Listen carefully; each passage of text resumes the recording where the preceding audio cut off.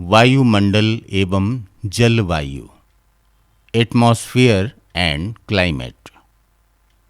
अभी तक हमने पृथ्वी के भीतरी भाग और उसकी गतिविधियों अर्थात पृथ्वी की आंतरिक संरचना तथा भूकंप एवं सुनामी का अध्ययन किया। अब हम पृथ्वी के ऊपरी भाग अर्थात वायुमंडल और उसके परिमाण अर्थात पवन एवं वर्षा का अध्ययन करें। पवन एवं वर्षा जलवायु के अंग हैं। अतः अब हम इनमें सर्वप्रथम वायुमंडल का अध्ययन करें। वायुमंडल पृथ्वी के चारों ओर व्याप्त गैसीय आवरण को वायुमंडल कहते हैं। वायुमंडल गैसों, जल वाष्प एवं धूल कणों से बना है। पृथ्वी के साथ वायुमंडल उसके गुरुत्वाकर्षण बल के कारण ही टिका हुआ है। वायुमंडल का संघटन मूलतः वायुमंडल गैस, जल वाष्प एवं धूल कण नामक 3 आधारभूत तत्वों से मिलकर बना है। 1. गैस। वायुमंडल की गैसीय संरचना में करीब 99% भाग केवल नाइट्रोजन एवं ऑक्सीजन का है, जिनमें 78.1% नाइट्रोजन तथा 20.9% भाग ऑक्सीजन का है।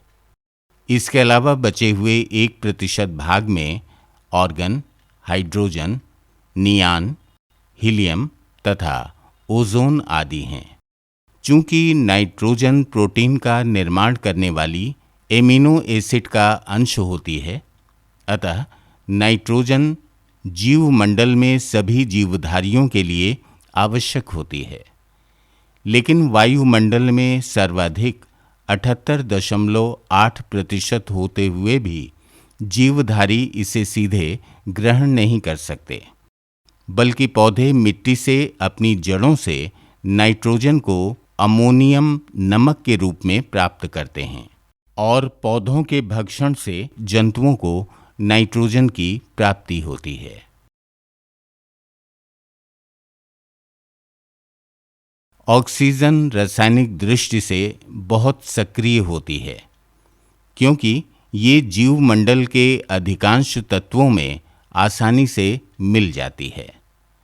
ऑक्सीजन का निर्माण स्वपोषित स्थलीय हरे पौधों एवं सागरीय फाइटोप्लैंक्टन द्वारा प्रकाश संश्लेषण की क्रिया के फलस्वरूप होता है।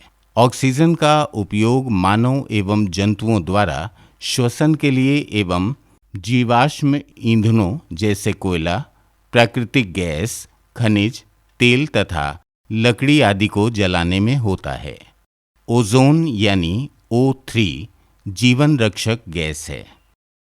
ऑक्सीजन के 3 अणुओं से मिलकर ओजोन यानी O3 बनती है। ये एक फिल्टर की तरह कार्य करती है।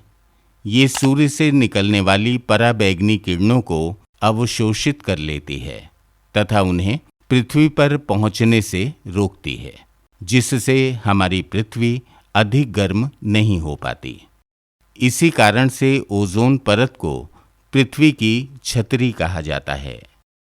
ज्ञातव्य है कि ओजोन किसी न किसी मात्रा में वायुमंडल की सभी ऊंचाइयों पर पाई जाती है, लेकिन इसका अधिकतम सांद्रण 10 से 50 किलोमीटर की ऊंचाई के मध्य रहता है।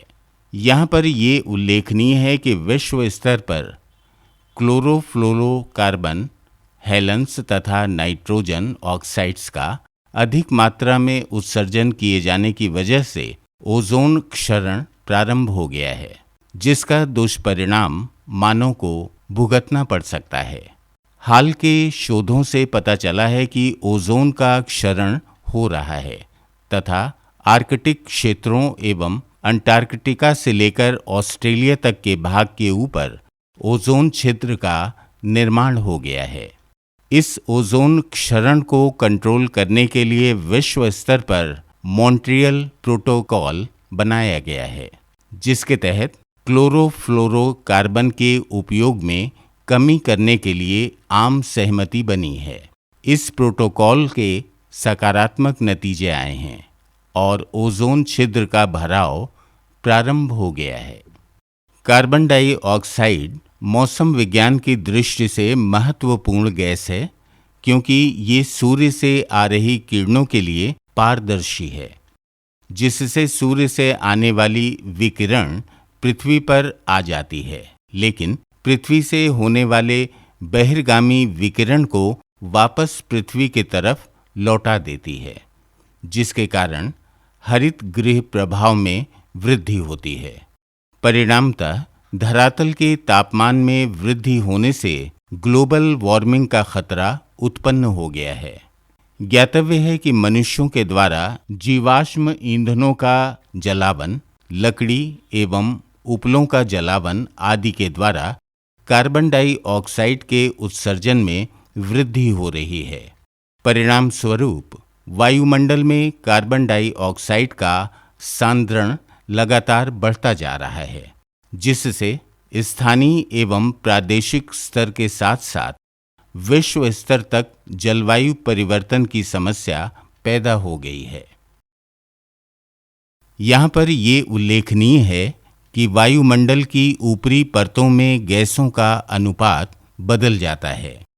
जैसे 120 किलोमीटर की ऊंचाई पर ऑक्सीजन की मात्रा नगण्य हो जाती है, जबकि कार्बन डाइऑक्साइड एवं जल वाष्प पृथ्वी की सतह से 90 किलोमीटर की ऊंचाई तक ही पाए जाते हैं। 2. जल वाष्प। वास्तव में जल वाष्प जल का गैसीय रूप है। जल वाष्प के कारण संघनन एवं वर्षण के विभिन्न रूप जैसे जल वर्षा, पाला, कोहरा, ओस, ओला, हिमपात आदि संभव हो पाता है। वायुमंडलीय सकल जल वाष्प का 90% से अधिक भाग वायुमंडल में 5 किलोमीटर की ऊंचाई तक पाया जाता है। यदि एक समय में वायुमंडल में उपस्थित समस्त जल वाष्प का एक साथ संघनन हो जाए तो पृथ्वी के धरातल पर 2.5 सेंटीमीटर मोटी जल की सतह बन जाएगी। जल वाष्प की मात्रा ध्रुवों से भूमध्य रेखा की ओर बढ़ती जाती है, जबकि वायुमंडल में ऊंचाई बढ़ने पर जल वाष्प की मात्रा घटती जाती है।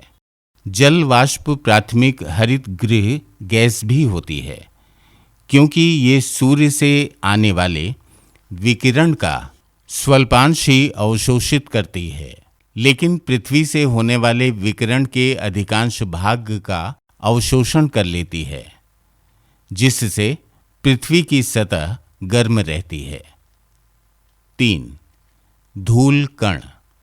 वायुमंडल में छोटे छोटे ठोस कणों को रखने की क्षमता होती है।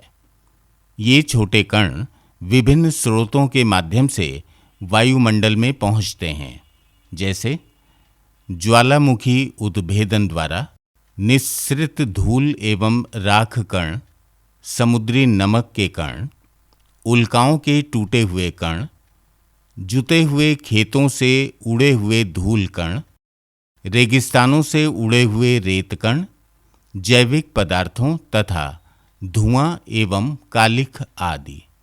ये धूल कण प्रायः वायुमंडल के निचले भाग में विद्यमान रहते हैं।